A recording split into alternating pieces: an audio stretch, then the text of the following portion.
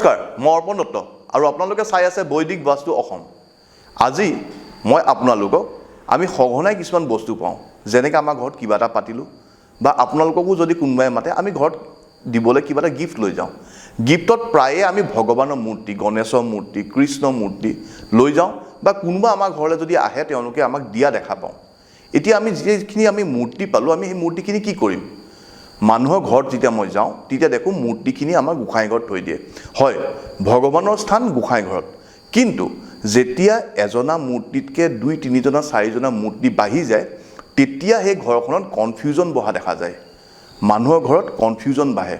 এটা কথা বুজি পাবলৈ বহুত সময় লাগে। সেইটো কিহৰ কাৰণে হয়? ঘৰত যদি ভগৱানৰ মূৰ্তি এজনাতকৈ বেছি হোৱা দেখা যায়। ফটো কথা কোৱা নাই, মই মূৰ্তি কথা কৈছোঁ। এতিয়া যদি মূৰ্তিখিনি আমি পাওঁ, আমিতো পেলাই দিব নোৱাৰোঁ। এতিয়া আমি মূৰ্তিখিনি কি কৰিম? মূৰ্তি কেতিয়াও পেলাব নালাগে, ক'ৰবাত বিসৰ্জন দিব নালাগে। আমি মূৰ্তিখিনি নি পেলাই আকৌ এজনা মন্দিৰত আমি থৈ আহিব পাৰোঁ, য'ত তেওঁলোকৰ স্থান, তেওঁলোকক আমি থৈ আমাৰ ঘৰত যিজনা মূৰ্তি আছে তাত আমি পূজা কৰিব পাৰোঁ। চাব, আপোনালোকৰ ঘৰতো যদি এনেকৈ মূৰ্তি বাঢ়ি আছে, আপোনালোকৰ ঘৰত কাৰোবাৰ কনফিউজন বাঢ়িছে, আৰু মই অহা উপায়টো যদি কৰে আপোনালোকে জৰুৰ সুফল পাব। ধন্যবাদ।